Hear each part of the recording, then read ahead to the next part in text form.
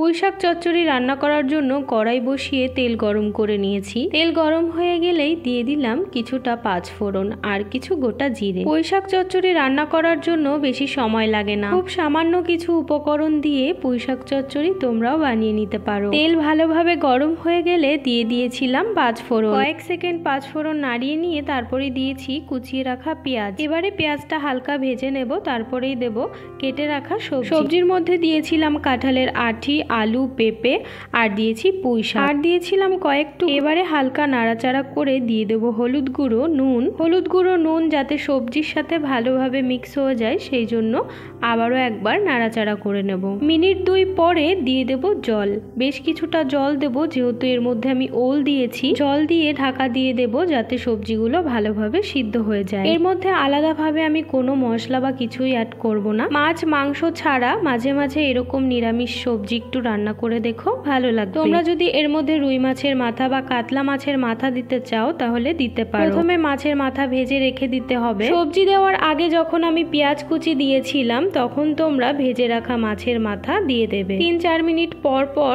ঢাকনা তুলে একটু নাড়িয়ে দিতে হবে। এখন দেখতেই পাচ্ছ প্রায় হয়ে এসেছে রান্না। এবারে আমি দিয়ে দিলাম জিরে গুঁড়ো। সবার শেষে একটু চিনি ছড়িয়ে নামিয়ে নিলেই তৈরি হবে এইরকম পুঁইশাক চচ্চড়ি। তোমরাও এইভাবে বাড়িতে বানিয়ে ফেলো। মাছ মাংস খেতে খেতে দেখবে মাঝে মাঝে মনে হয় একটু হালকা পাতলা খাবার খাই, তখন এইরকম রান্না তোমরা করে খেতেই পারো। খুব সহজভাবে বাঙালি একটা ঘরোয়া রান্না তোমাদের সাথে শেয়ার করলাম। কেমন লাগলো জানিও। এইরকম ভিডিও আরো দেখতে চাইলে অবশ্যই চ্যানেলটি সাবস্ক্রাইব